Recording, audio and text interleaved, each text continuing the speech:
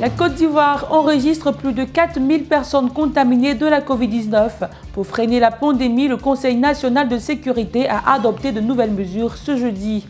En Côte d'Ivoire, la récurrence des perturbations et instabilité des réseaux de téléphonie suscite la plainte des abonnés.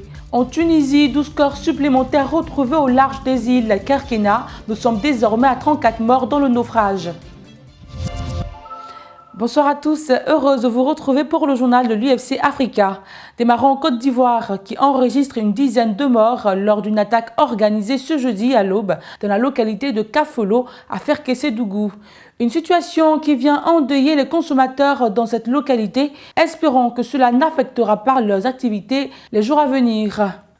Encore une triste nouvelle, il s'agit de la Covid-19 qui gagne du terrain en Côte d'Ivoire malgré les mesures barrières en vigueur. Le Conseil national de sécurité a alors décidé ce jeudi du maintien de l'état d'urgence, de la fermeture des frontières jusqu'au 30 juin 2020 et du retour des rassemblements à 50 personnes au plus. Comment cette pandémie a pu se répandre malgré les mesures adoptées? Suivant cet élément d'Henri Nyamke. 41 décès et plus de 4000 contaminés, c'est le triste bilan qu'établit la Côte d'Ivoire. Le coronavirus s'installe progressivement dans les habitudes. Après 3 mois d'application des mesures barrières, l'on baisse la garde. Malgré la récitation quotidienne de ces mesures, le lavage des mains n'est plus systématique. Le masque de protection est devenu un effet de mode. L'on se préoccupe plus d'harmoniser la couleur avec la tenue vestimentaire plutôt que de se protéger. Sur les routes, la surveillance des hommes en tenue sert tout autre intérêt. Les funérailles ont repris leur fréquence habituelle autour des corps. Les bars transformés en maquis foulent au pied les règles de protection. Finalement, le confinement d'Abidjan n'a rien donné, puisque plusieurs districts sanitaires sont touchés. Ailleurs, l'on a assoupli ou levé les mesures barrières quand le nombre de contaminés et de morts a sensiblement chuté. Un exemple qui doit inspirer le Conseil national de sécurité à prendre des mesures courageuses pour protéger la population ivoirienne. La Côte d'Ivoire rencontre de nombreuses perturbations des réseaux téléphoniques. Conscient que dans d'autres pays, le réseau est plus stable et plus fluide, les clients de ces réseaux téléphoniques s'en plaignent. Denis Kouman. Le secteur de la téléphonie mobile en Côte d'Ivoire est en perpétuelle évolution. Les compagnies de téléphonie mobile sont passées de 6 à 3. Selon les autorités, cette réduction devrait permettre de fournir un service de qualité aux abonnés. Malgré cela, les usagers de téléphonie mobile se plaignent régulièrement des perturbations du réseau lors des appels téléphoniques, de connexions Internet et des transactions de mobile money. Avec la saison des pluies, les perturbations sont encore plus fréquentes selon les consommateurs. À un moment, il y a des bruits. En pleine communication, on peut voir qu'il y a une petite bruit de 10 à 15 secondes et ça reprend. À partir de 18h, je crois, et jusqu'à 22h, le réseau en tout cas est saturé.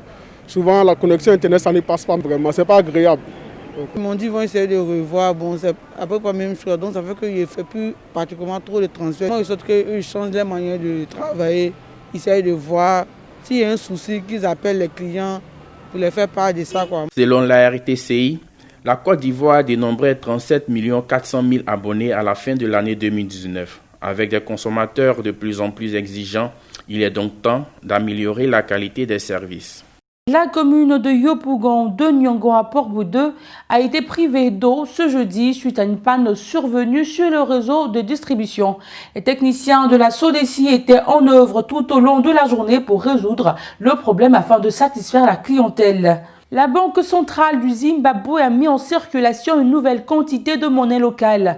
Depuis presque 3 semaines, les Zimbabwéens ont pu avoir chacun $300. Cela règle des problèmes de cash dans les circulations économiques, mais pas la stabilité financière dans le pays.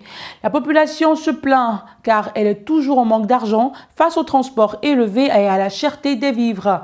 Elle souhaite plus de coupures de billets. On parle de 2 confinements à travers les 5 continents dans plusieurs pays du monde. La Chine a été l'une des premières villes à lever son confinement le 8 avril dernier. Un mois plus tard, l'Europe se lance à son tour dans un déconfinement progressif et prudent. Aux États-Unis et en Afrique, c'est la levée des restrictions progressives. Terminons au large des îles Kerkena où des pêcheurs ont découvert 22 corps flottants.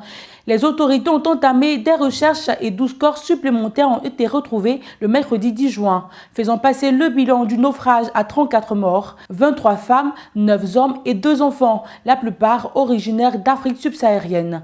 Les recherches se poursuivent avec l'appui de la marine tunisienne. C'est ici que s'achève cette édition. Merci de nous avoir suivis et bonne suite au programme à vous.